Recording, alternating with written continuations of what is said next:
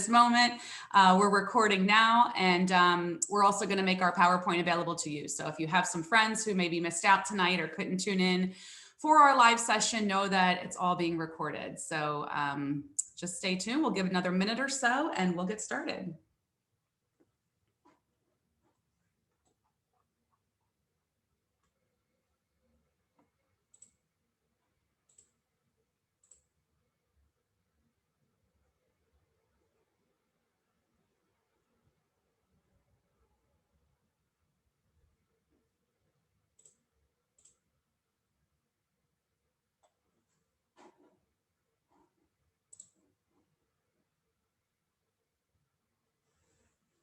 Okay, just taking care of some behind the scenes stuff here so that we can get everything squared away. All right, folks, we are just about coming to, wow, this is amazing. Well over 200 attendees, 9th grade students, 10th grade students, parents. So thank you all so much. I'm just going to take a quick glance here at our chat. We do ask tonight, folks, just to help our counselors sort of keep things organized while we're all speaking. If you could utilize Q&A, that really helps us keep track of what you're asking and things like that. So I think we had a couple chats in here just real quick.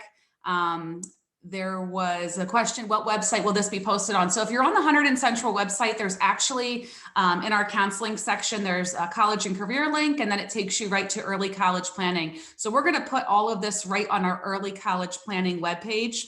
So if you go onto the Central website, you're going to see a place called Early College Planning. You can also put it in the search bar, and that's where we'll put tonight's recording. We should have this posted tomorrow, if not Monday. So yes, please use Q&A. All right, we got a great audience. So we're gonna go ahead and get started. I'm gonna close out a couple screens here to stay focused on what we've got. I have to tell you right now, my desk has got multiple machines on it, backup jetpacks. You never know what can happen. Thank you, Mrs. Childs, for putting that link. You never know what can happen when you're Zooming from home. So I'll go ahead and begin. I'm Jen Nectarline, College and Career Counselor at Hunterdon Central. Very proud to be at Central. It's my 13th year at the high school in this capacity as College and Career Counselor.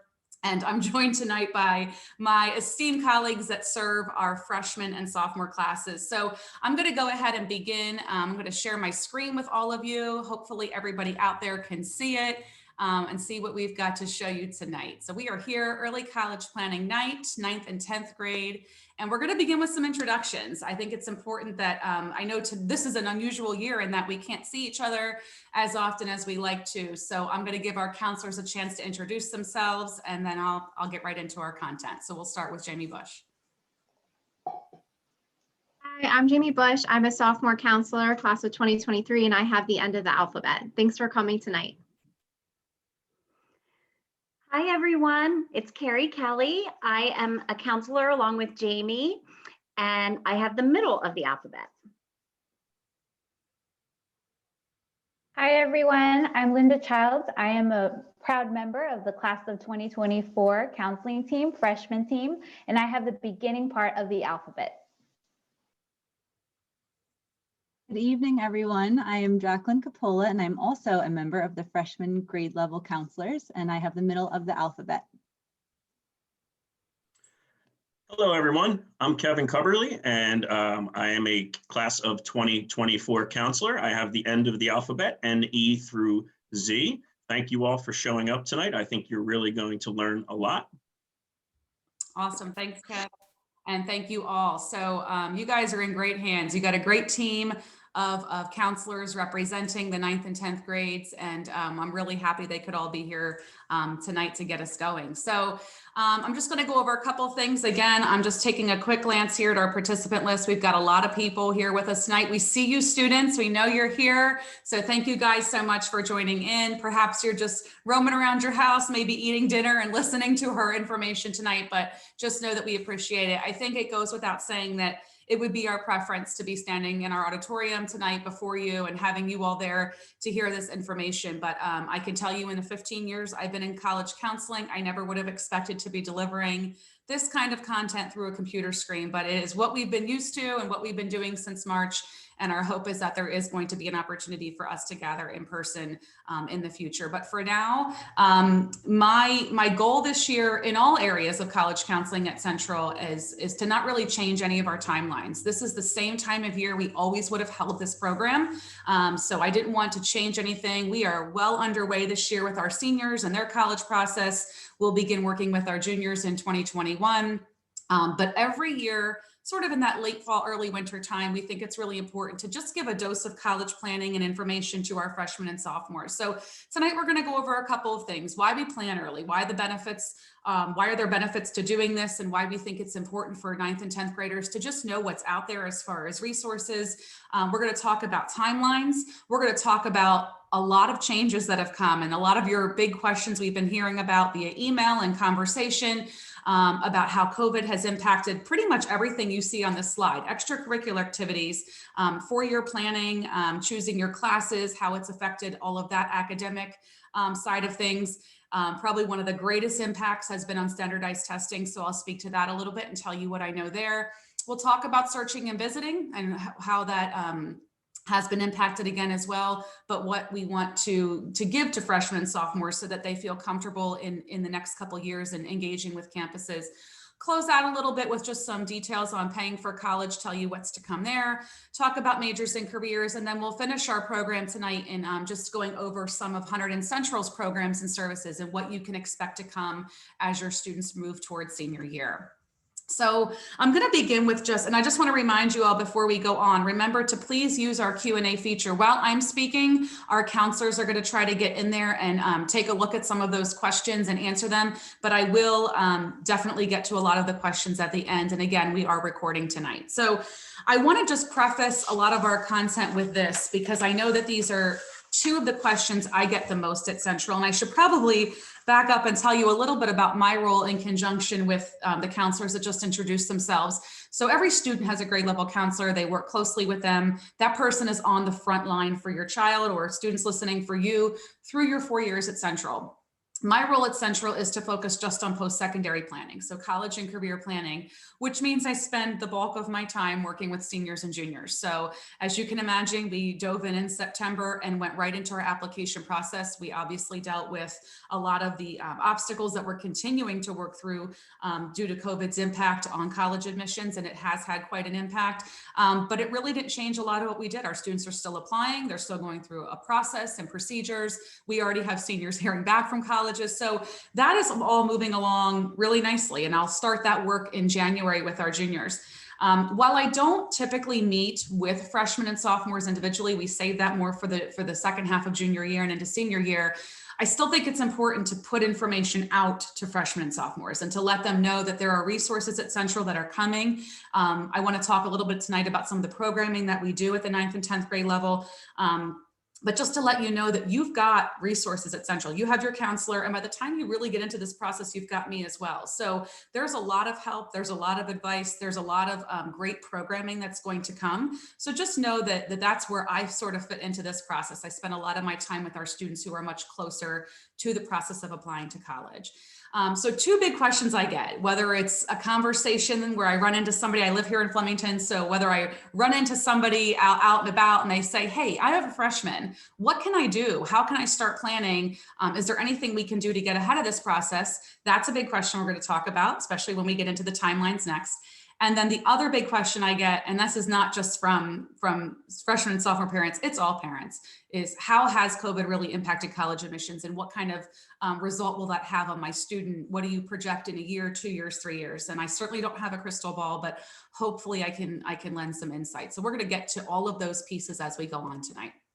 So why do we plan early? This is quite a process. If any of you listening, any parents listening tonight are college graduates, so you probably remember some form of applying to college. I certainly remember my process, which happened in the late 90s, and I can tell you it is so different now than it was then. Just over 20 years later, paper applications, my parents wrote checks out of a checkbook and we mailed applications in, and that's just one part of it. It is so incredibly different now. So when we start talking talking about college a little bit earlier and we start talking about all the pieces of this process, it just provides a little bit more understanding. College admissions is different than it was 5 years ago, 13 years ago when I started at Central, 15 years ago when I got into this field. So by putting this information out to you tonight and having this recording available and making all of this information available to our underclassmen, we hope it just lends itself to the process and gives you a little bit more insight as to what is to come. When you know what's coming, you have more time. And I can tell you, as students get closer to junior year, senior year, they tend to get a little bit busier. And I don't see that changing a whole lot, even with what's going on in the world now. I mean, as juniors, students tend to have a little bit more obligation. They tend to take on more academically, and perhaps the opportunities to get out there and visit colleges and to research starts to become less and less as students get busier and they get older. So if you're a freshman listening tonight or the parent of a freshman and college has already come up in your home, start researching. When the opportunities do come for travel again, and boy, crossing our fingers that that's spring of 21 and on, get out there and visit if you and your student are ready to do so. And then I do think, and I hear it all the time from families, we started thinking about this process in 9th grade or 10th grade, and it was a little bit less stressful senior year for us. So these are the kind of the why are we doing this? And obviously with almost 300 of you here tonight, there's interest among students and parents to just know how you can begin this process a little bit earlier.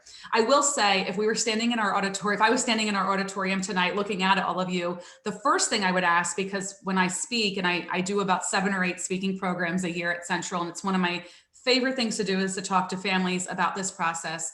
You'll get to know me over the years and know that I'm a total college admission nerd and I love this stuff. I would immediately ask, how many of you have freshmen? How many of you have a sophomore? How many of you have been through this before? And I can't do that tonight. So my guess out there is we've probably got a pretty good split of people out there. I'm guessing some of our sophomore families listening tonight maybe attended our early college planning night last fall. Know that our content is the same, but our world is very, very different. So hopefully this will be helpful tonight. Couple tools. I cannot recommend enough organization. And I'm still telling our seniors how incredibly important it is to stay organized. Right now, it might not seem like a lot of information is coming at you. Maybe you're hearing things about the PSAT, or maybe you're hearing things about virtual college visits.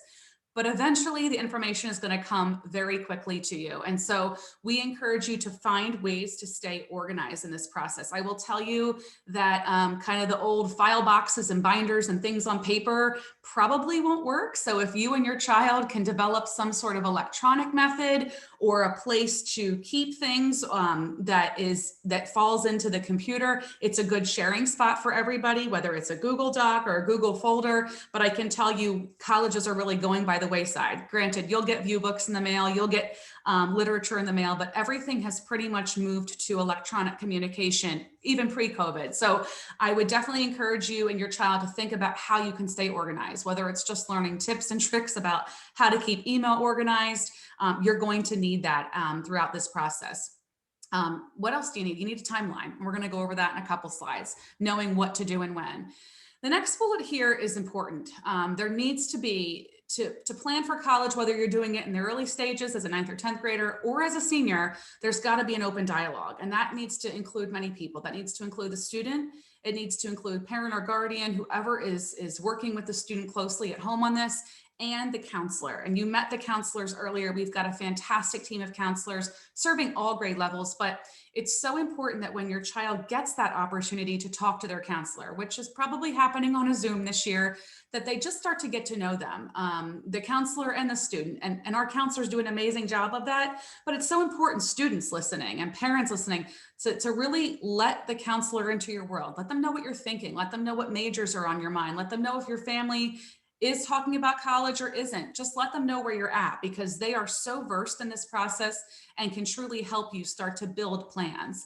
And then lastly, a good, positive, and realistic attitude. That's going to be an important tool to take you through to senior year. It's going to get a little stressful, a little crazy around deadlines. So just remember, I said that those of you that are freshmen and got 3 years to go, sophomores have 2 years to go, but you got to stay positive in this. This is a process that is, and always will be, completely out of our control. We do a lot of development and preparation here at Central to prepare our families for the college application process. But ultimately, once applications are submitted, it's out of our control. And then you add on a layer of even more uncertainty this year.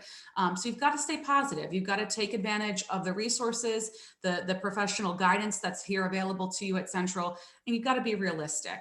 There are thousands and thousands of amazing schools out there, and it's our goal to help students build really strong lists of colleges, good, healthy lists of colleges. So these are the tools. This is what I hope you can put in place with your family, not asking a whole lot, but let's go ahead and get into some of our content. So those of you out there listening tonight that are freshmen, what you see on the screen are just a couple of things that we would like you to think about when it comes to a timeline this year. So most importantly, like I just mentioned, keeping your counselor in the loop, keeping that dialogue going. And the good news is our counselors are cycling through their students a couple times a school year. Perhaps some of you get to talk to your counselor a little bit more because perhaps you're reaching out more.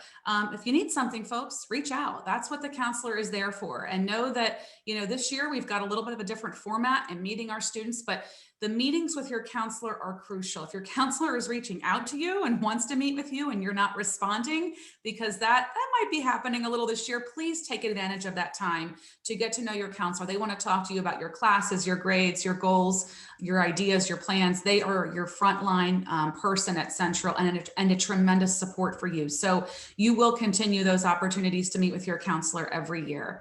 So you might have heard about something called a 4-year plan. I'm actually going to turn it over a little later to Carrie Kelly, one of our 10th grade counselors, who's going to talk about 4-year planning in much more detail. But this is the year where your counselor might say, let's make a 4-year plan. Let's talk about how your academics are all going to sort of unfold over the next 4 years. There are freshmen, sophomores that walk in their counselor's office and go, I know where I want to be. I know what school I want. I know what classes I want to end up with. And making that 4-year plan is a little bit easier. You sort of cycle backwards and think about what classes you need to get to your goals. For others, it's a little different. Some students don't know. And when you realize how many course offerings Hunterdon Central has, it's like that of a small college. There's so many opportunities. Making this plan, know that it can adjust and it can change. Carrie's going to talk about all that, but this is something that will get going in freshman year. So when your counselor throws out that term at you, we're going to work on your 4-year plan. Know that that is an excellent, but something that can be changed, a plan for you throughout the next 4 years when it comes to your classes.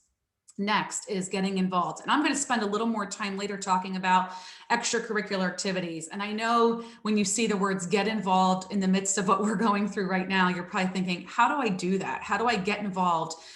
So there are opportunities as a freshman to engage in clubs. Even through what we're going through now, there are clubs meeting virtually. There are things going on. I would encourage you, freshmen, where you can, to get involved in something. And this is the most important thing. And I'll mention this again later when I talk about activities. Your plans and your involvement don't have to always be under the umbrella of your high school. They can be things you're doing outside of school. In my opinion, any involvement, any extracurricular activity is something that you're doing that does not fit on your transcript. Your transcript is your academic picture of what you've done at Central. It's your classes, it's your grades. So your involvement can be anything you're doing with your church or synagogue or house of worship. It could be a job, it could be a home responsibility, it could be raking leaves for a neighbor. It is something that fills your time when you're not doing school. So when I say get involved, chances are there's probably something you're doing. It doesn't always have to fall under the structure of a Hunterdon Central club or sport or volunteer effort. I'll talk about activities a little bit more later, but a really good year to take advantage of some activities and opportunities that are out there. Next, freshmen, if you're ready, and only if you're ready, it's a good time to start brainstorming college ideas. I will say, it's safe to say that most students' college lists begin with school names that are familiar to them. So if you're familiar with, college sports and ESPN and those that are getting a chance to play this fall, those are familiar names to you. So you've heard of the Penn States, Ohio States, and the big Southern schools, but there are thousands of schools out there. And we encourage you to brainstorm and utilize the resources that we're going to talk about more tonight to just get to know what's out there, what kind of college ideas are out there. Have you thought about what kind of school you might want to go to? You're only a freshman. You don't have to know this right now, but I know there's some of you that have thought about, I know I want to go to college. I'm thinking that I might want to go to a bigger school and I might want to stay in a radius of 5 to 6 hours from Hunterdon County. Well, that gives us hundreds of options, okay? Some of you maybe have it pinpointed already. Maybe you've known since middle school what you want, and some of you might be thinking, college sounds good, but I have no idea where to start. So we're going to talk to you tonight about Naviance, which is our college and career planning software. Sophomores listening, you should know all about that because you got introduced to it last year as freshmen. But if you are ready, brainstorm. Go on the web. Everything, all programming has turned virtual. So take advantage of what is out there that you can start engaging in right through your computer. Next, also in 9th grade, great time to start exploring majors and careers. If you have an idea of what you want to do, you're probably talking about that with your counselor. Perhaps you and your counselor has said something to you like, what do you want to study? Do you have any interests? And if you know, great. And if you don't, that's fine, because at your age, you are certainly not expected to know. But Mr. Coverly is actually going to talk about some of our major and career resources and how you can sort of better develop those ideas. But if you're interested, we've got some tools out there. We'll talk about those shortly. This is sort of a family kind of bullet here as far as finances go. So if your family's already started talking about college, perhaps you've already started talking to about paying for it. Parents, if you're listening, you've got a freshman and you know that that's a college-bound student who's made it very clear they want to go to college and you want that for them as well. If the finances are something your family's open to start discussing, I would encourage it. We'll talk a little bit about paying for college toward the end, but we have an entirely separate financial aid night that we run every year. So just keep that in mind that we'll be going over that shortly. But we do talk quite a bit about college finances as we go through this process. And then lastly, just bear with me, I've got some toolbars kind of coming up here on the bottom and I'm missing some of my bullets. Get to know Naviance. I'm going to actually take you guys on a demo of Naviance shortly, but 9th graders, stay tuned because we are going to be releasing some information in December about how you can get registered and acquainted with Naviance. Naviance is our college and career planning software. We've had it at Central for at least 15 or 20 years, and it's a fantastic tool. So that's that, 9th graders. Take a look at the screen. I'm sure you've probably touched on some of these bullets. Nothing on here should be too much of a surprise to you, but know that all of these things now come with a little bit of a different context, and they now carry a little bit of a different tone because of what our world's experiencing. And I'm going to keep touching on that as we go through. Let me talk to the sophomores and the 10th grade parents listening tonight. So a lot of it is just an extension from 9th grade. So if you're sitting here tonight as a 10th grader, hopefully when you saw the 9th grade slide, you thought, well, we've kind of done those things, but this is what we're starting to talk about more in 10th grade. So meeting with your counselor continues, updating that 4-year plan continues. And as we actually start talking about junior year, which won't happen until the winter, when we start to come up on the scheduling process, that's when you're going to start to see that 4-year plan have a couple openings and some opportunities for you to start taking your choice of more electives at Hunterdon Central. And we have a ton to choose from. So really be very cognizant, very aware of working with your counselor on that 4-year plan so that you've got some control over some of those classes that you can take in the coming years. This is a good time to kind of take a step back and evaluate your activities. And of course, that's a little bit complex right now because some of your activities, 10th graders, didn't continue last year after March.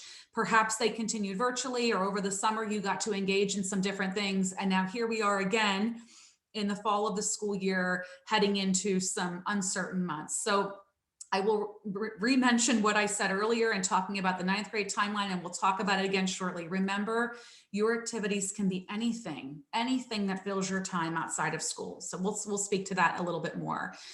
Consider the PSAT. Of course, we've already run our PSAT. If you did not take it, sophomores, please do not worry. The practice SAT is there for you just as that, as practice. You will see that come up again as juniors, and certainly you can sit for it again next fall as a junior. There are countless opportunities out there to practice any measure of standardized testing, but I've got quite a bit to say about standardized testing in a little bit. So this is just something important to think about in 10th grade. And of course, we're past the PSAT, but again, if you didn't get a chance to sit for it this year, not to worry. So continue researching. If you've already sort of started your research in freshman year, this is a great time to continue it. And then start visiting if you can. And that's the caveat to that, if you can. I will say, over the last, the late months of summer and even into early fall, we absolutely had students, especially our seniors, getting out to campuses. There are college campuses, even as of today, still running tours with restrictions in place so that students can get on their campus. Fortunately for you guys as freshmen, sophomores, you have a little bit more time. Where it gets trickier with our upperclassmen who've missed opportunities to visit in the spring, through the summer, and will continue to do so. But when the opportunity arises for you to start visiting colleges, I encourage you to get out there. And your research, sophomores and even freshmen, again, can happen virtually for now. There is some fantastic programming. We have seen colleges totally pivot and go full circle into the virtual world and run some really great interactive tours, live tours with students walking around with FaceTiming and GoPro. There's a lot out there for you to continue engaging, even though you might not physically be able to go to campus. And that just continues on, taking advantage of virtual college programs and virtual college fairs. And then lastly, what's coming up for our 10th graders, I mentioned for our 9th graders, we'll be rolling out Naviance to you next month. But for our 10th graders, as we move into the spring, we're going to start to do a little bit more of that career exploration. So Mr. Cubberly will be talking a little bit about majors and careers, and he can touch on what that looks like. But we are going to be pushing that into our spring months. So stay tuned for that, sophomores. Okay, I think at this point in time, I'm going to turn it over to Miss Kelly. Miss Kelly, are you there? Yes, of course I am. Excellent. So I'm going to jump off video, folks, and I'll be back in a little bit. Miss Kelly's going to take over here on four-year planning. Hello, everyone. It is it's wonderful to be with you tonight. I very much wish we were in the auditorium together, but this will make do. So welcome. As far as early college planning goes, the most important factor in college admissions is your academic record. And this is why Ms. Bush, Mr. Maldonado, and I are spending this whole fall and into December sharing with you your transcripts. We're going over it and we're looking at your grades. We're looking at your courses, the strength of your curriculum. We're looking at what are you taking and are you being challenged? And thirdly, are you on target, on a path that you will be doing college level work by the time you're a senior? And of course, the answer for everybody is yes, because Hunterdon Central has such a wonderful curriculum across all subject areas. So those are the things that we're looking at. And that's why we're spending so much time going over your transcript. Now, please note that being challenged, rigor, is different for every single student.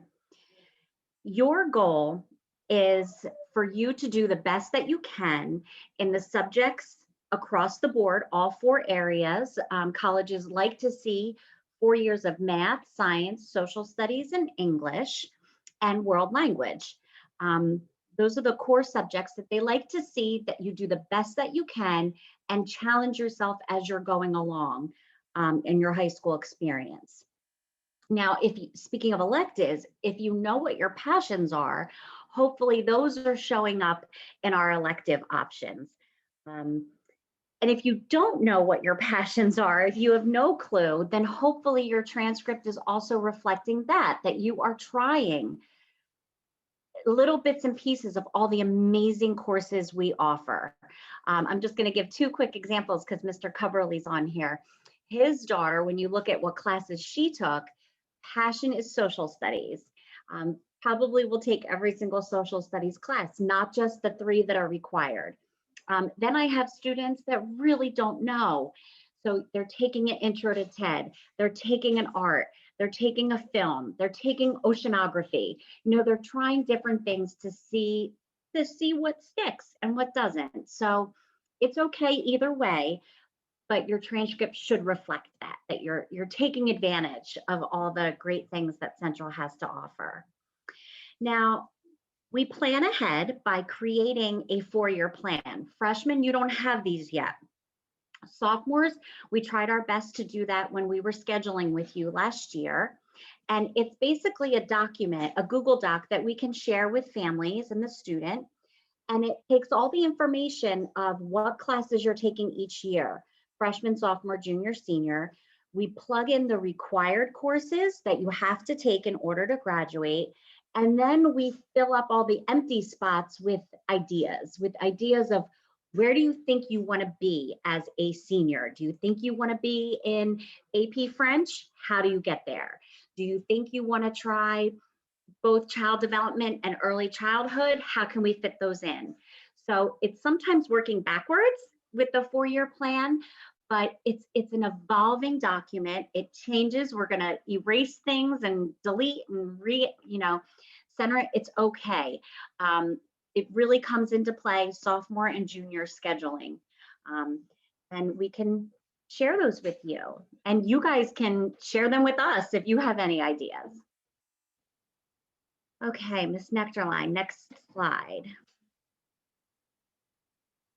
Okay, believe it or not, in a blink of an eye, we are going to be scheduling for next year. So that means freshmen, we're already going to start talking about your sophomore year. And for our sophomores, we will be talking about 11, 12 land. So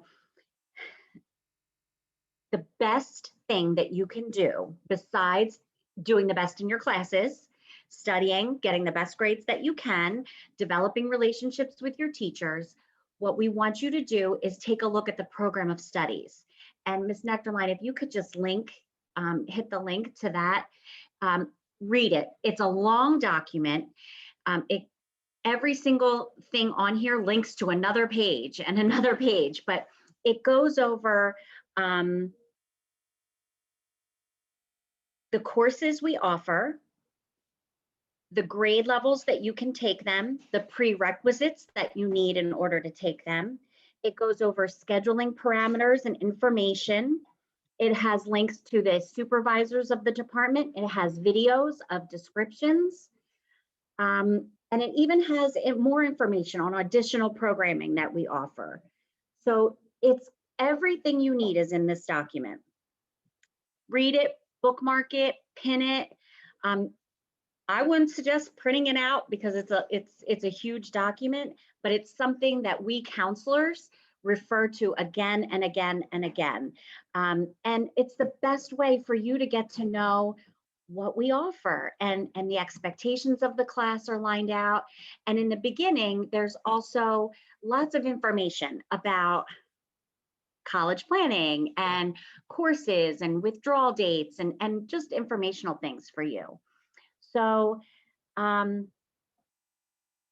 it's incredibly full of information, and hopefully everyone will be on it, in addition to Ms. Nectarline's website, The College and the Career. But your teachers will be making recommendations very soon, and we take those very seriously. So make sure you're working with your teacher on some of your goals, and that your teachers know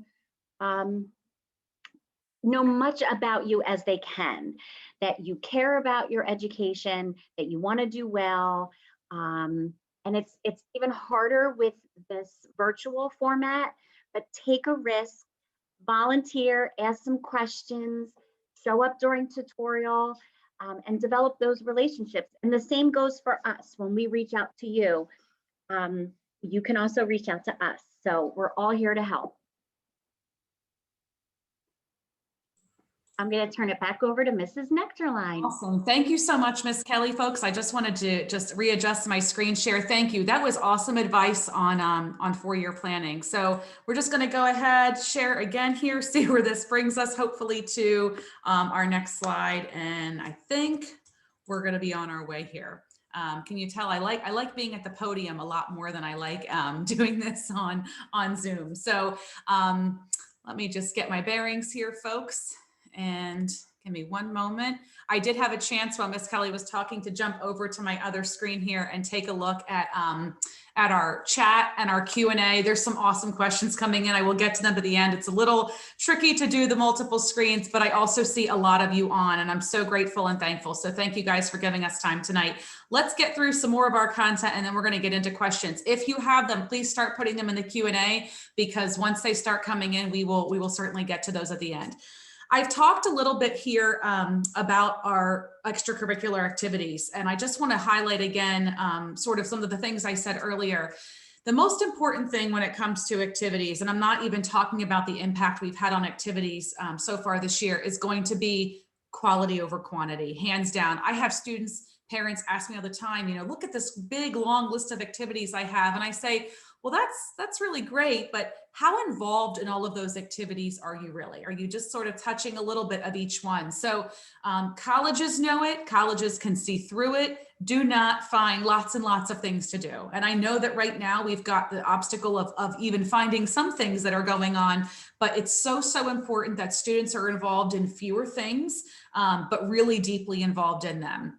Now, how does COVID impact all of this? Well, there are clubs that are just moving along beautifully at Central, meeting virtually. If you are in any of those, you are leading any of those as an underclassman, congratulations, amazing work for keeping that going. But folks, if there's a club you're interested in, like you're a sophomore and it was going last year, and you've seen it kind of fizzle out a little bit this year with some of the restrictions and the inability to sort of meet and gather, take initiative, take the lead, and get some virtual time going. I know that we are all fatigued by all of the screen time. I know everything's happening through a screen, but if there's something you're really passionate about and you'd like to see continue, take advantage of that club, meeting virtually and engaging how you can. But I will say this, and I've been saying this since last spring, especially to our students who are seniors now and were juniors last spring. They saw a lot of their activities come to a screeching halt, and it was difficult and challenging to figure out how to keep those things going through all of this. I will tell you that while I know you miss your activities and there's absolutely disadvantages, and it's sad sometimes to see those things go away, don't worry at all about what colleges are thinking about your activities. I have spent countless hours on the phone with my colleagues, my friends in admissions over the last 8 to 10 months. We've brought some of them in to talk to our department. I've attended many workshops. I'm part of a lot of professional associations. So my contact with colleges is not something that happens here and there. It happens almost daily. I'm talking to someone in admissions. I can tell you they absolutely understand. College admissions folks are not out to get you. They are not out to find ways to make your application look weak. They are actually looking for ways and reasons to admit you. So I know extracurriculars are a big part of the college process, and they're important to you and they're important to schools. They want to see how you fill your time. But colleges absolutely understand that the impact COVID's had on your ability to get together with clubs and play sports is significant. So in that case, what do? How do you fill your time? And this is where we've really told our juniors and our seniors to really start to think about creative ways and out of the box ways to do things that are that fill their time, that they're passionate about, but also can work within the restrictions we're living in. So I encourage you folks to consider your clubs virtually, consider what is safe, consider taking on new hobbies, developing new talents. Everything you do that does not have a place on your transcript is an activity. Students ask me all the time, I play piano for fun. I don't take lessons. I don't do concerts or present my piano skills to anyone. I just play the piano because I really like it. Or I'm learning a language on my own, or I'm doing odd jobs around the neighborhood for cash, but I'm not getting a paycheck. Is that a job? Yes, absolutely, it's a job. Or perhaps you're tutoring right now and really taking advantage of this time to share your skills and your abilities with other families, whether that's babysitting, tutoring, helping parents who might be working while their kids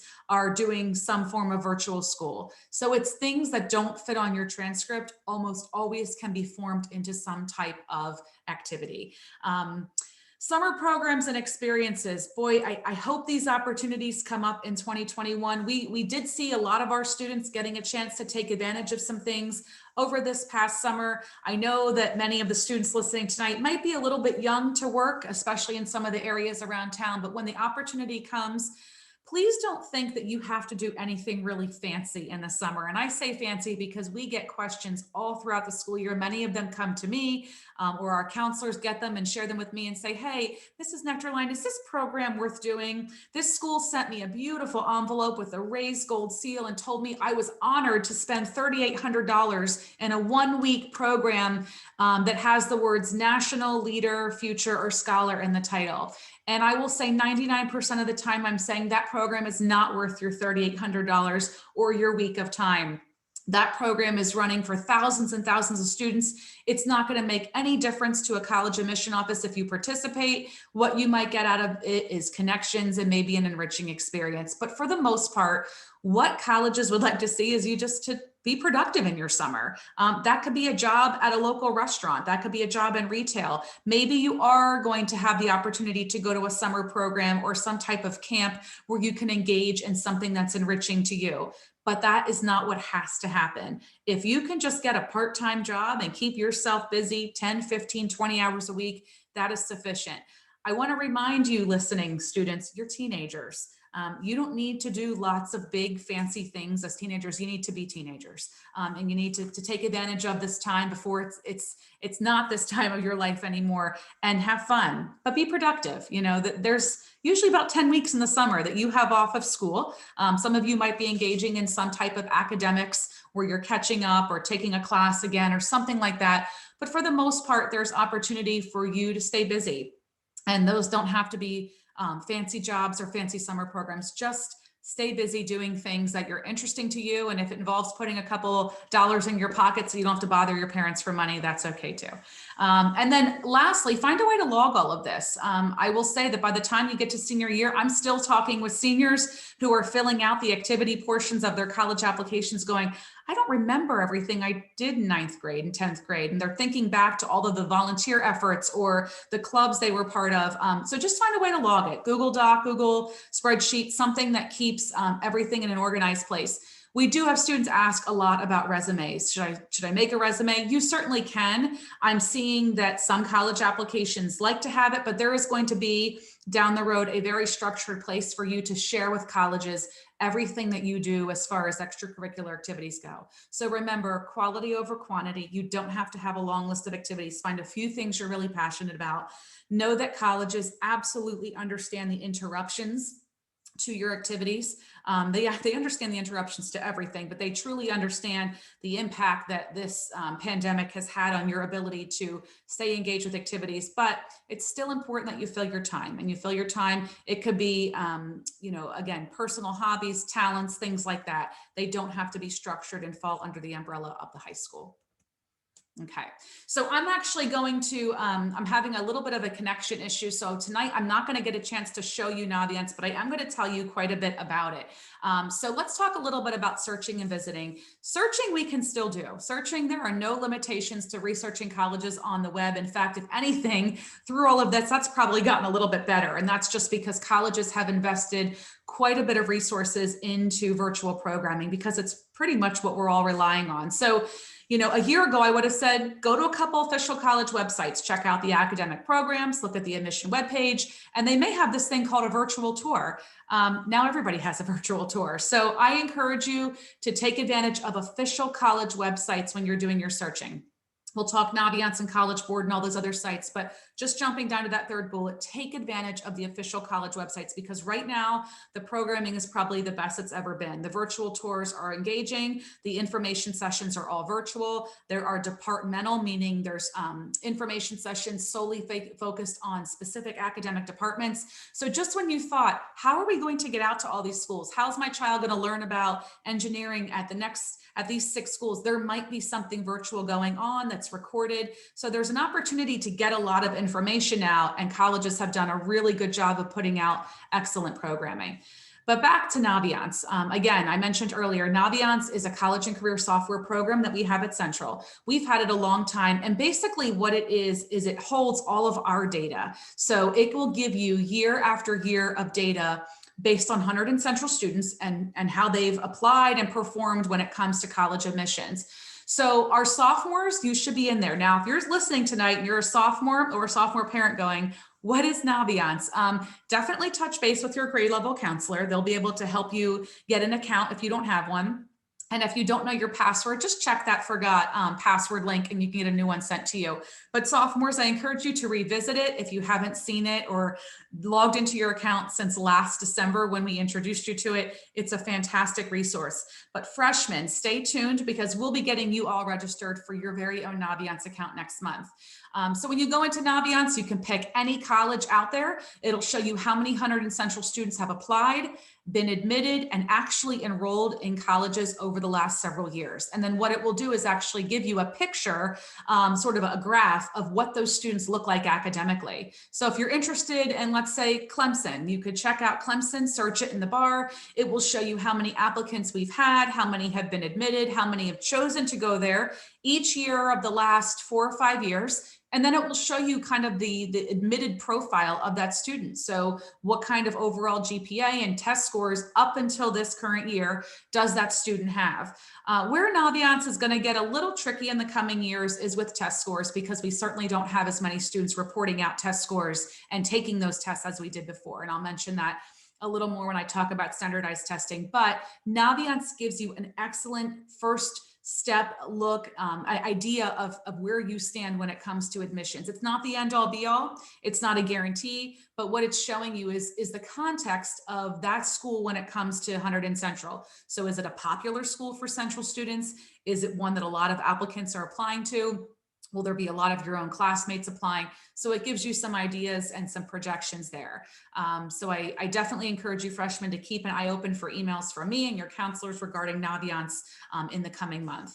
And then I mentioned earlier College Board. College Board is probably a familiar name to many of you. They are the folks that are in charge of the PSAT, the SAT, AP, advanced placement classes. So College Board is pretty well known in the college planning and admissions world. I think they do an excellent job in the big future section of their website in helping students when it comes to planning for college. There's just excellent comprehensive resources. So I think there's a lot out there when it comes to college planning. We've got resources on our website. We're talking about Naviance. We're talking about official college websites.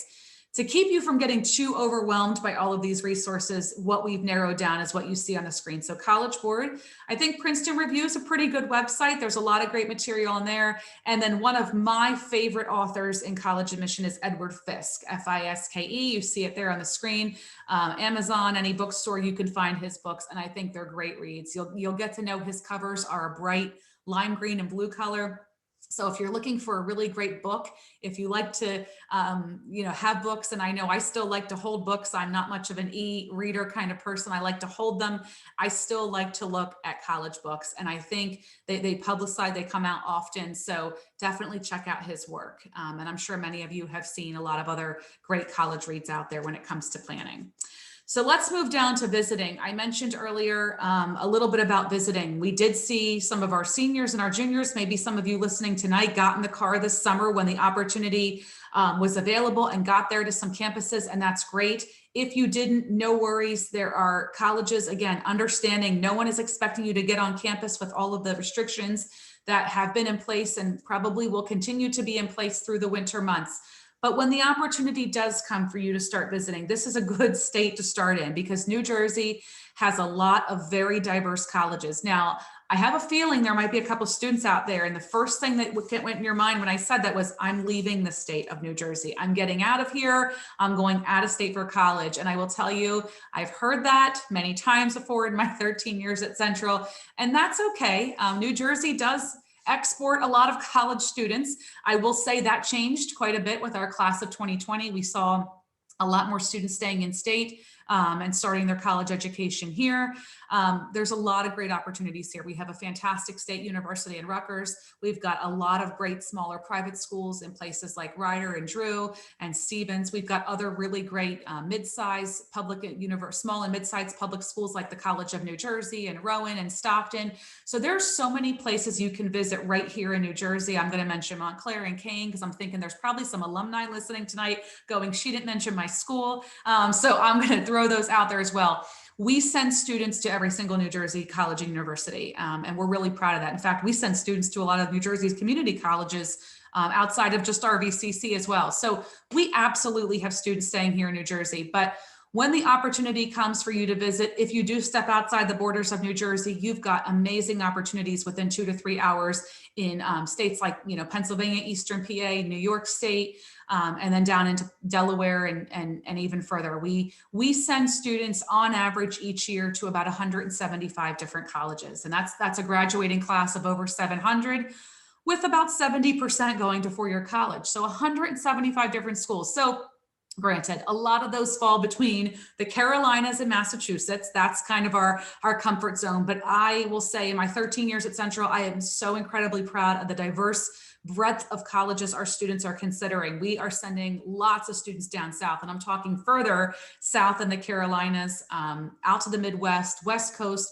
We definitely have students considering schools overseas, not as many, but Canada is another option.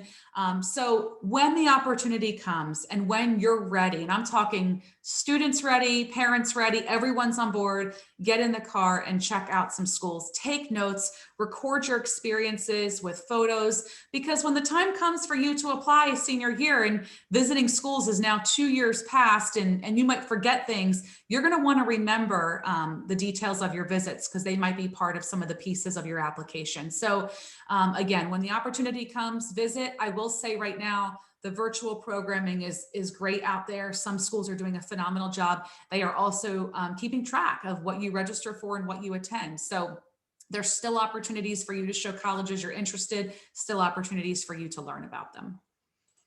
All right, so let me move on here. I think we're going to turn it over now to Mr. Cubberly. Mr. Cubberly, are you there waiting in the wings? He is, and he's I am here. talk to you guys. Hey, Mr. Cubberly, about a little bit more about exploring majors and careers. I'll be back soon. We'll be getting ready to close out our program and take your questions coming in. Thank you, Mrs. Neckerline, doing a wonderful job as always. For those of you who may have missed the introductions, my name is Kevin Cubberly. I'm a 9th grade counselor. I have students NAW through Z, so pretty much the end of the alphabet. And what we are doing right now, I and the other freshman counselors are doing meet and greets with our students. I'm about 2/3 of the way through my caseload. I'm thinking that the other counselors are probably around that same as well, but I've sent out 3, maybe 4 emails now imploring your child to set up an appointment with me. So please encourage them to do so if they haven't done so already.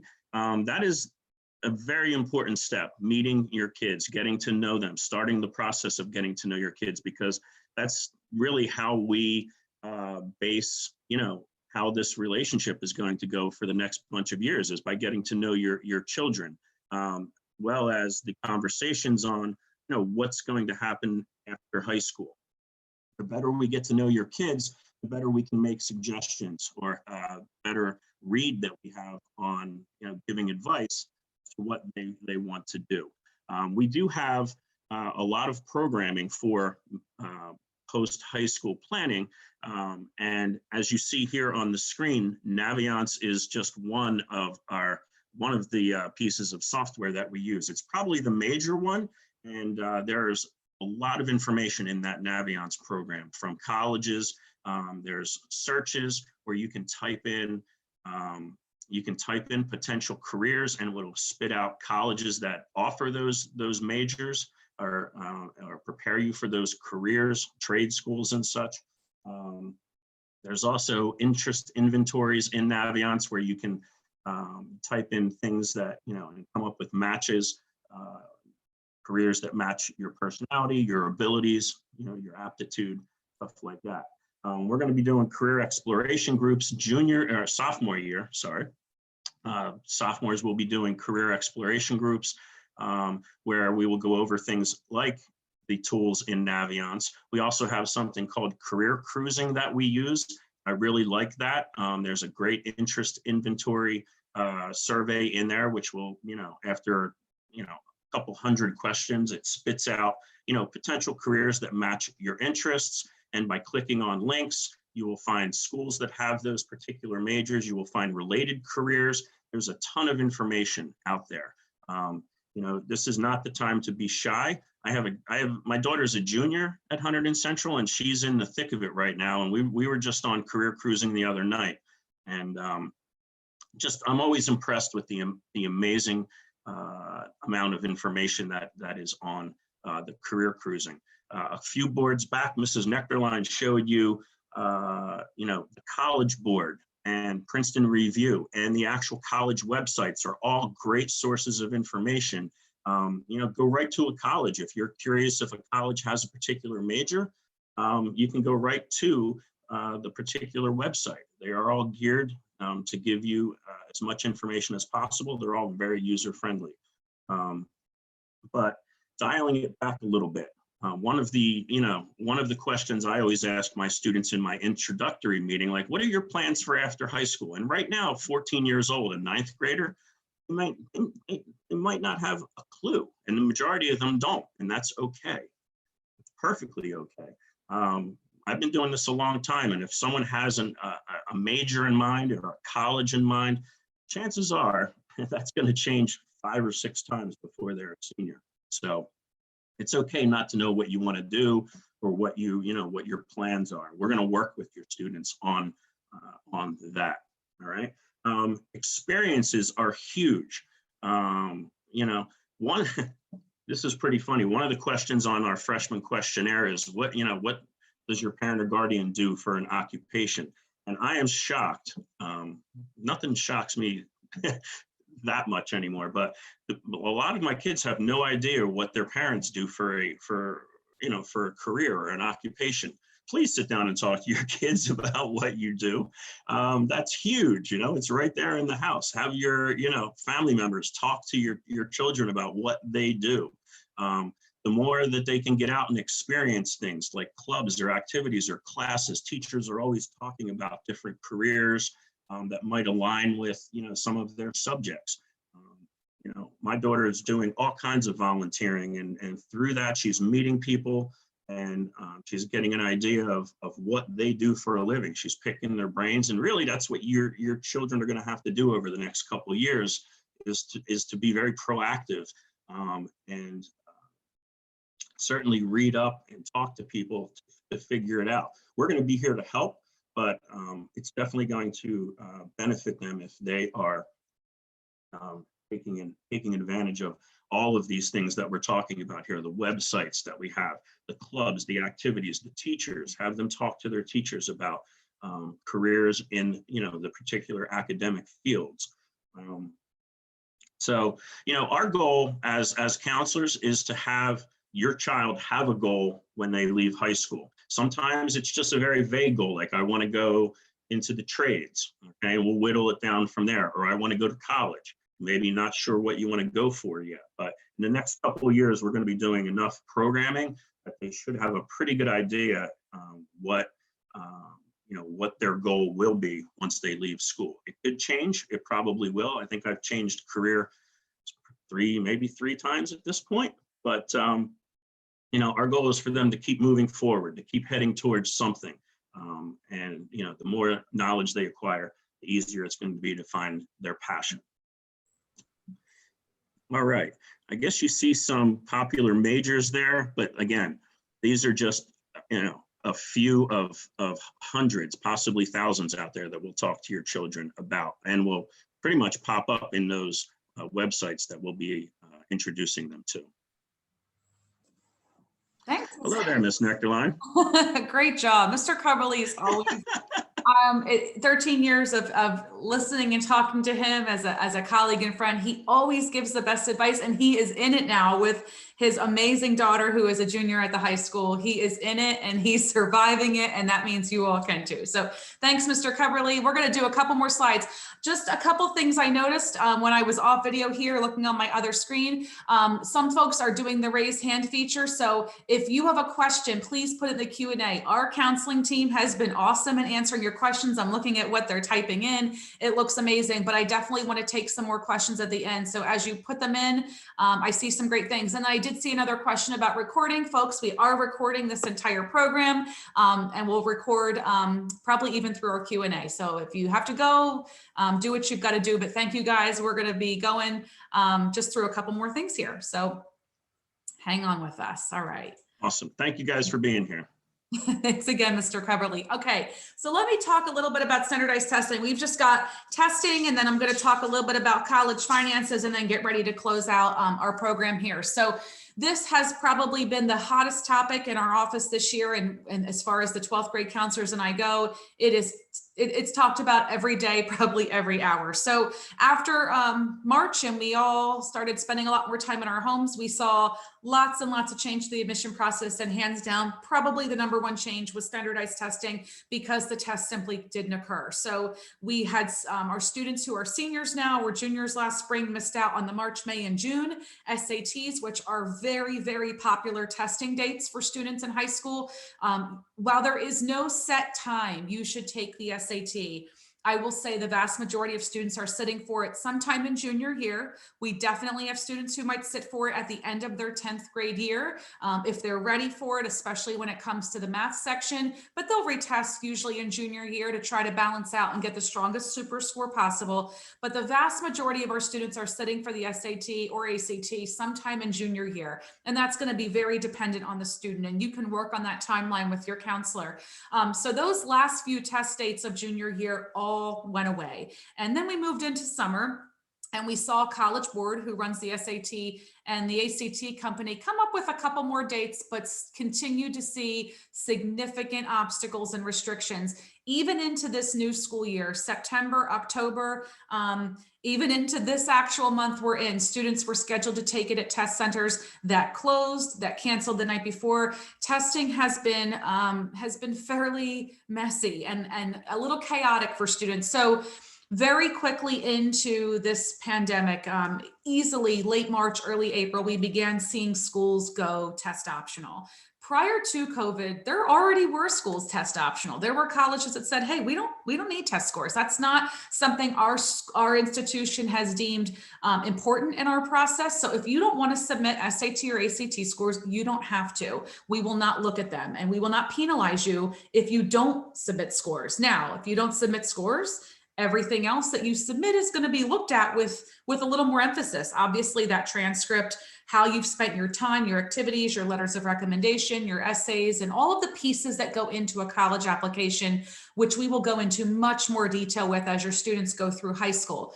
But it got a little crazy, if you will, going through the months of spring and summer, because all of a sudden everyone started dropping the test requirement, which was really the right thing to do. If a high school student can't get out and take a test, you can't require those. At this point here, it's November 19th. It's safe to say that all of the seniors I'm working with, the vast majority of their list, if not their entire list of colleges, is completely test optional. There are definitely pockets of schools that still haven't, but they are very small pockets. If you are a four-year institution, an institution of higher education, and you have not dropped your test scores at this point in time, and I'm going to say this in front of all of you, and it's recorded, shame on you, because that is a major issue. The ability for students to get out and take an SAT or ACT over the last 8 months has been very difficult. Colleges that went test optional did the right thing. So what does this mean for a 9th or 10th grader? Well, some colleges dropped their test score requirement for this school year. Pending, we will see what the future brings, but for right now, applicants applying for fall of 21, so our current seniors, do not have to submit scores.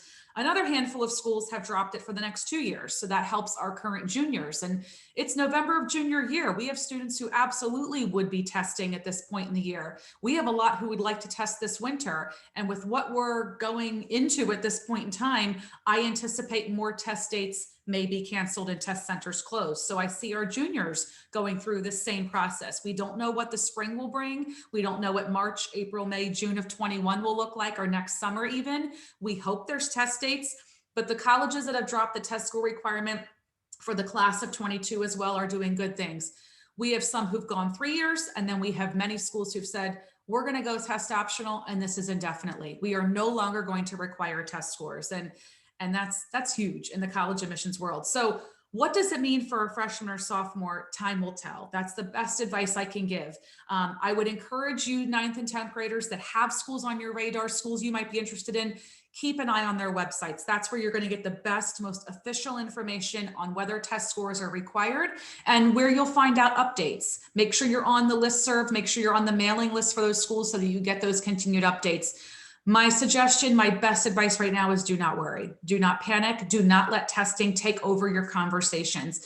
You heard me say earlier, if you didn't get a chance to take the PSAT, That's okay. Testing should not be at the forefront of your discussion about college admission. There are so many other more important factors where you do have a little bit more control, and areas where that you can work with more than the uncontrollable area of standardized testing. Still, it's here. I've got a couple things up on the screen. We talked about the PSAT, the SATs out there. It exists. There are still subject tests out there. SAT subject tests are 1 hour content area tests. There's about 20 of them.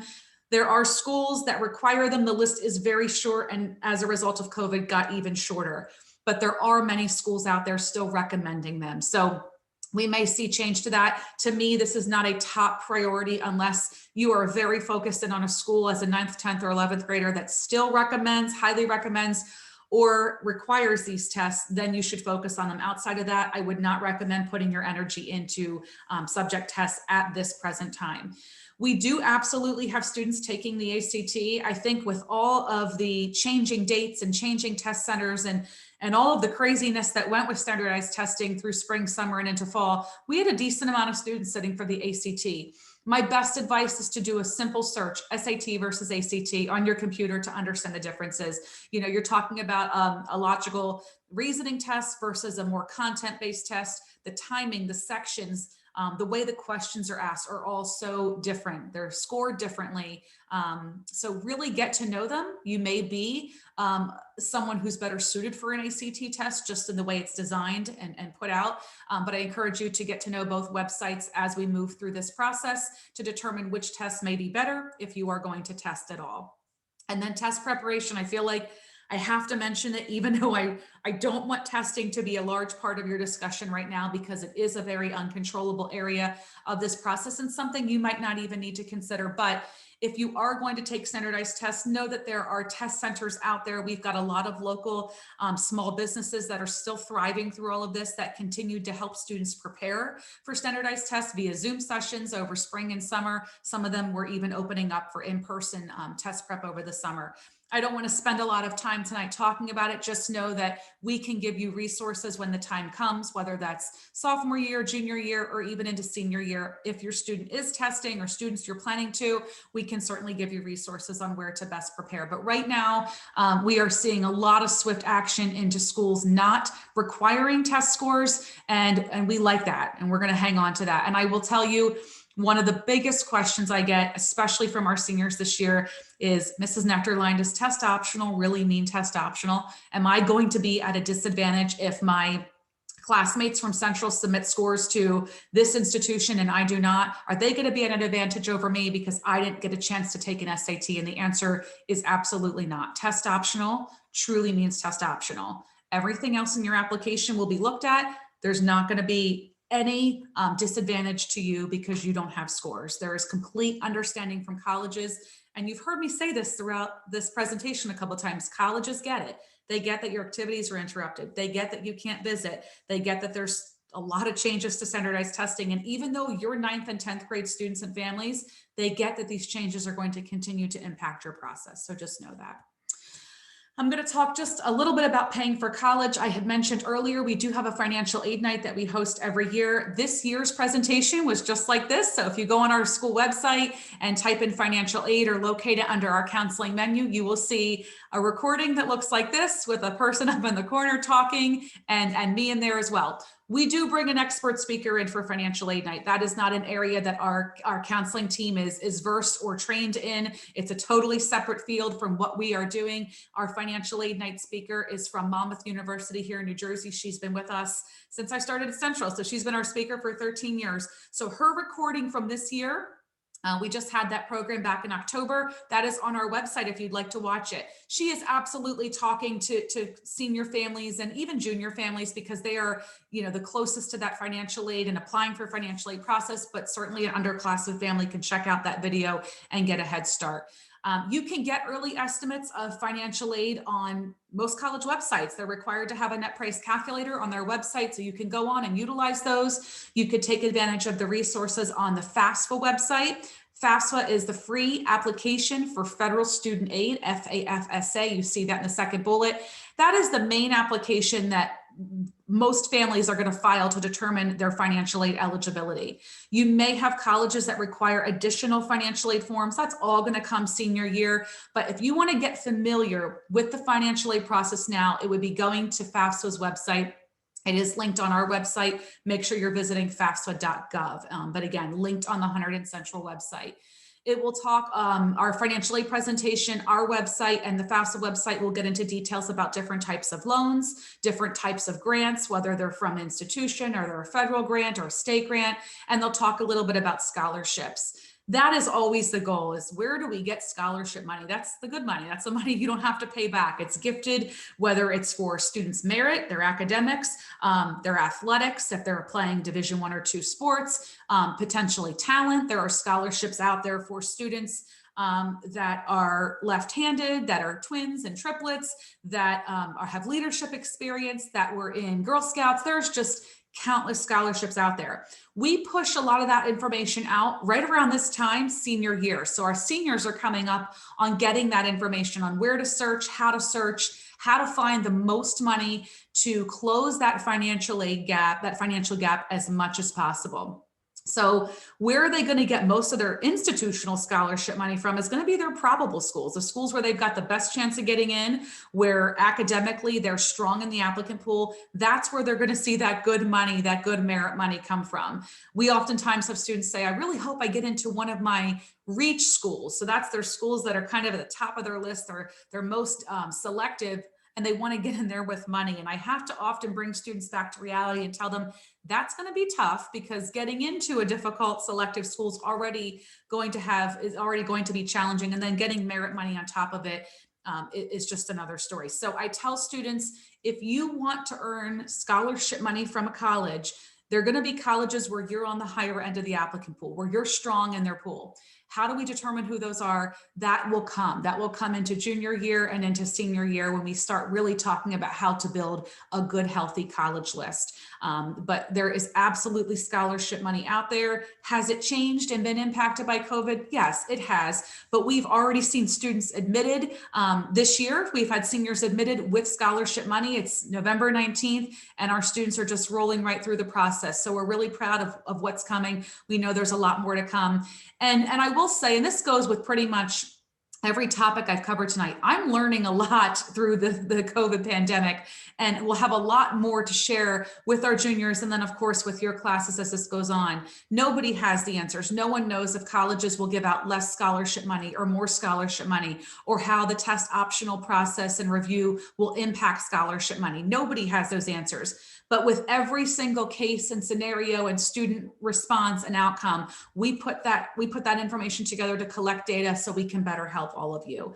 And then lastly, you're paying for something, you're making a huge investment here. It is so important to study those return on investments, the outcomes, and to ask the difficult questions to colleges, to the admission offices. Tell me where your graduates went. Tell me what kind of opportunities my students going to have for internships. Again, we've got an extra layer of uncertainty on that right now, but before you make these tremendous investments, ask those difficult questions. Schools are doing a really great job of putting this on their website, making this available to you, but after all, you're in this for a reason, and there's a purpose here. So I would be sure to ask the difficult questions to those pricey institutions to make sure that there's going to be something there, a gain when this is all over. So just a little snippet there on paying for college. Again, we've got our financial aid night presentation from this year already on our website, and we'll have a lot more to come as we go through this process into the next couple years. So I just want to highlight, before we go to the Q&A, just some of the programs we have coming up. We keep pretty busy in counseling, and it's my responsibility to all of our families to make sure that our programming is constantly up to date and we're aware of the trends and the changes. So we've got a lot coming. As I mentioned before in our timelines, there'll be continuous meetings with counselors. So really important to take advantage of those opportunities. Let the counselor into your world a little bit, students, and parents stay in touch with them. A couple events coming up. I've moved everything virtual. So I'll just highlight a couple of things. We do many evening programs throughout the school year. So in September, we kicked off the school year with our 12th grade college planning night. And that is, if you just are really interested and want to go check that out, we've got a link to that on our website. In January, I will do 11th grade college planning night. So if you're listening in tonight, maybe you've got a freshman and a junior, just know that we've got our junior college planning night coming. We kind of consider this a 3-part series. We've been holding our early college planning night for about 6 years now. So if you're listening tonight for the first time, or maybe the second time if you're a sophomore, your part 2 will come January of junior year, and your part 3 will come in September of senior year. And those programs all piggyback on each other in an organized way, so we give you the information when you need it. All of that information is also given to students. So we've invited our students tonight to listen, and they can certainly watch the recording. Our freshmen will get a dose of early college planning through the Naviance process, where we get them onto Naviance and we show them some videos about that. We're going to do some live Q&A sessions with freshmen in December into the winter, for those that want to engage a little bit more with myself or their counselor on college planning. Sophomores will get the career exploration piece with their counselor in spring. Juniors will be meeting with us in January in virtual groups. So everything is delivered out to students and to parents, and everything's recorded. That's the age we're in now. We have an awesome college fair at Hunterdon Central every year up until March 2020. So about a week and a half after we went into full virtual mode last March was our annual college fair. We had about 200 schools registered. It's an event we're incredibly proud of. It's the only fair in the county every spring. And of course, that event was abruptly canceled. There are a lot of great programs out there. Aside from just everything you're seeing on college websites, there are a lot of virtual college fair formats. So we had our juniors and seniors participating in one earlier this fall, where they could go into different breakout rooms with colleges, go into different breakout rooms focused on different topics like STEM at big universities or small liberal arts colleges. We'll be pushing that stuff out into winter and spring and making that available this year for the first time ever to our underclassmen, because people aren't going to be gathering in person. There's no limitations to who can come to anything. So stay tuned for that. We're going to be kicking off a new sort of alumni program into the spring semester. We usually have a really great alumni day program every January, where we bring back our most recent grads to talk to our current juniors and seniors all about their college experience so far. That's going to be turning into a virtual program that'll be made available to our students. We hosted a slew of college visits this fall. We had our financial aid night. So we do a lot at Central when it comes to planning for post-secondary options. And I will say tonight, chances are you joined because there's some interest in college planning, but 70% of our students go to four-year college, and that leaves 30% of our graduating class doing a lot of other really unique options. And we just finished a week and a half of programming with our seniors and made available to them a webinar all about the military, taking a gap year, attending community college, trade school, tech school, and things like that. So we have military visits continuing through the year. The options are endless at Central. We recognize every population, whatever you're doing after high school, we're here to provide resources. And if we've missed something, let us know, let me know, because I'll plan it virtually this year. So that is the gist of our programs. I'm going to put this slide up before I go back to all the counselors here. Keep in touch with us. We've got a lot of information on our school website when it comes to college and career planning. I'm on Twitter because that seems to be the thing to do. And if you are on Twitter and want to follow me, you can just see all of my interesting things I talk about when it comes to college admissions and cool articles. So that is where we are at. I'm going to go ahead and stop screen sharing. We still have a couple hundred people on, which is so exciting. Thank you guys for sharing your night with us. But I think we're back. We're back to our screen here. So what I'm going to do is I'm going to go ahead and take a look at what's left in the Q&A. My colleagues did an incredible job answering dozens and dozens of questions. So I'll just go ahead and dive in. This is the time, folks, to put them in if you have any questions. So I'm thinking the ones they've left are for me. So the ones I see, the first one I see is a question about athletes. Do applications begin sooner for Division I athletes? Do we work on that recruitment process? So let me just speak to that a little bit. If you are considering sports, that is absolutely a process you can begin now. If you're a freshman or sophomore and know that you want to continue your sport in college, I encourage you to get to know athletic websites. I encourage you to get to know, and when I say athletic websites, I'm thinking a college you may want to do your sport at, visit their athletic website, get to know their roster, their coaches, their schedule, their conference. And then if you'd like, and you're ready to, every college website athletic website has something called a recruitment questionnaire. So a questionnaire that you're going to fill out, and it's going to ask you basic demographics. It's going to ask you your stats on your sport, or give you a place to upload like a video if it's a sport where you can where you should be showing video versus sharing numbers. And that puts you in the recruitment database for that school. Any specific questions you have about recruiting, the process doesn't necessarily start earlier. You just might get found earlier, and you might be talking to your counselor as a sophomore or junior and say, hey, this college is looking at me, and I'm starting to have conversation when conversation can be had. Just make sure your counselor is in tune with what you're doing from an athletic standpoint. That is so important, because your counselor needs to make sure that your courses at Hunterdon Central are NCAA eligible, so you can play at the collegiate level, at the NCAA level. We have a lot of really stellar athletes at Central go on to play college sports. And I will tell you, a lot of them go on to Division III, where the sport is not taking over their life. It's not like a full-time job on top of their college experience. So do make sure that you let your counselor in on that. We've got some former collegiate athletes in our counseling department. One is on the screen tonight, Ms. Bush. We also have one of our 12th grade counselors, does a lot with NCAA, sort of represents NCAA in our department. So Ms. Bush, is there anything else you want to add? Miss Childs was Division Oh my 2. goodness, yes, a collegiate athlete as well. Goodness. Anything you guys want to add to that? Anything I'm missing on that question? I just wanted to say too that over the summer, because we will work with students, and the NCAA makes a lot of changes year to year. So sometimes it's kind of hard to stay on top of it all. So over the summer, we actually have 2 days dedicated specifically for our student athletes. So if you are interested, please remind your counselor that you would like to sign up for those days, and we can try to find out when those dates are so that you don't miss them, because those have been very helpful for a lot of our students. Yeah, definitely. And just to piggyback off of that, on our website, we definitely have a lot of great information as well. If you go under athletics, and I think it's there's a tab for the recruiting and future collegiate athletes and things like that. I forget the exact name that it's called. My apologies. But if you click on that, it'll give you a ton of information, and it's very much updated with everything from NCAA Eligibility Center. So we'll give you the breakdown about Division I, Division II, and Division III, and just academic requirements and things that you can be doing right now. And definitely, we're all great resources for you. So you have questions, concerns about that, then just reach out to us, and we're happy to meet with you and talk to you through everything. Awesome.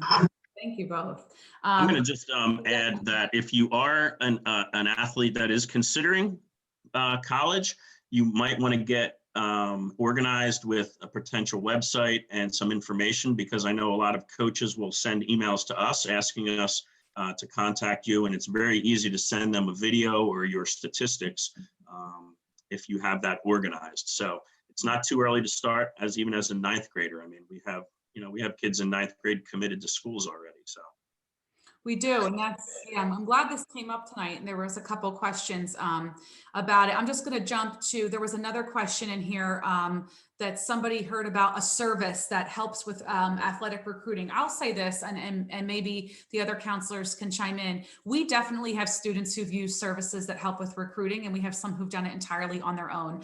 We cannot really tell you if that's worthwhile, if it's a worthwhile investment. It's just like using a college admissions consultant. It's like using any outside help.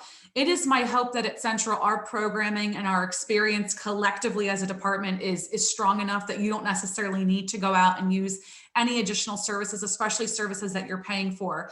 Let's start with us. That would be my recommendation. We know your children the best. We know the colleges they're looking at the best. We want to be able to help them get connected with schools that fit them and match them. So as far as those services, they might tell you that they can help your child make a great recruiting website or get you connected with coaches. But sometimes using the connections and the skills and the tools you've got between your counselor, your college and career counselor, friends that have been through the process. And then if your child plays their sport in a club or another local division, a lot of times they'll have connections. So before you utilize any of those external resources, touch base with us and run them by your counselor specifically.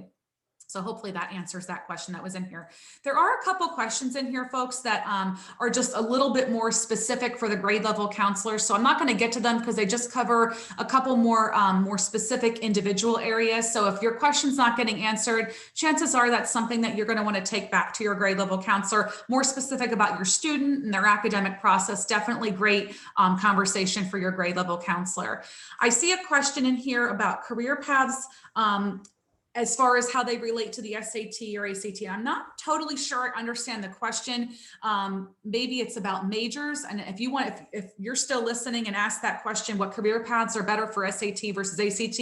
If you want to throw another question up there that just gets it a little bit more specific, what I'm thinking you might be asking is how maybe majors relate to SAT, ACT. I will say they don't really. The SAT versus ACT conversation is really about what kind of student you are, what kind of learner you are, and eventually what kind of test taker you are. So we have students in all areas of academic strength and discipline doing well on both. There really isn't a student who, let's say, if you're strong in STEM, you're going to do better on the SAT. That doesn't really exist. It really depends on the student and how they read questions, how they answer questions, how they absorb content and can put it back out. So I would say, and colleges take either one. Maybe that was the question. Colleges that are still accepting test scores take either one, SAT or ACT. We have students who try both, and whatever score comes out higher on our concordance table is the one that would be sent. Hopefully that helps. I'm going to take just a couple more and make a goal to wrap our program up by 8 p.m. tonight so you all can enjoy the rest of your Thursday evening. So, I love this question. How would attending a community college, I lost it there, attending a community college impact a later acceptance to a four-year program? So I will say this, about 20% and last year about 25% of our students pursue community college. It is a fantastic option. I started my career at a community college as a transfer counselor, so helping students move on from community college to four-year college. And it is such a rewarding experience. You're going to save a ton of money, and your opportunities for where you can transfer are truly endless. So our students that pursue community college, the vast majority are going to RVCC. They could spend anywhere from a semester to the full associate's degree. So about 2.5, maybe 3 years, maybe 2 if they plan well. They could spend all that time there and then transfer if they choose their courses wisely at community college. Get great planning and advising from an advisor, a transfer counselor. They can transfer pretty seamlessly into a wide variety of four-year colleges, almost at or at junior status, and have just done half their college education at a significantly lower cost. So we have lots of students do it. Today, I just had 2 or 3 conversations with students today who listened last night to a webinar given by Raritan Valley Community College about their honors program. These are top of the class students at Hunterdon Central that have said, you know what, if there was ever a time for me to consider a community college in this world, it's this time, because they don't know what next fall is going to look like on college campuses. So they're going to stay local, they're going to save a ton of money, they're going to get their college credits, and then they're going to transfer on. And I'm sure there's a lot of parents listening going, wow, that sounds like a really great idea. It's going to save a lot of money. Yes, it is a great idea. At Central, we cover all of this. We go over four-year college, two-year college, all of the options. But there are students who have big aspirations for certain colleges as high school juniors and seniors. And the reality is they could be much better served by spending a year or 2 at community college, earning really good grades, and opening up the opportunity to get into even more colleges as a transfer student than they possibly would have had as a high school senior. So we have a lot of students thinking strategically about that, saving money, opening up options. I had last year a student, diehard Rutgers, did not get into Rutgers as a high school senior, currently at RVCC, knocking it out of the park, straight A's, is going to have no problem transferring into Rutgers after another semester. So that's just another pathway to get to where you want. So I'll leave it at that. And I think I've got it all. So thank you all so very much for tuning in tonight. There's still a lot of you out there. We are here for questions. I look forward to working with you in years to come. Again, we were recorded tonight. This will go on our website in early college planning along with our PowerPoint. But thank you. Thank you to our team. You guys are awesome as always. And we're just so glad you all came out tonight. Have a wonderful evening. Stay safe, stay healthy. Thank you, everyone.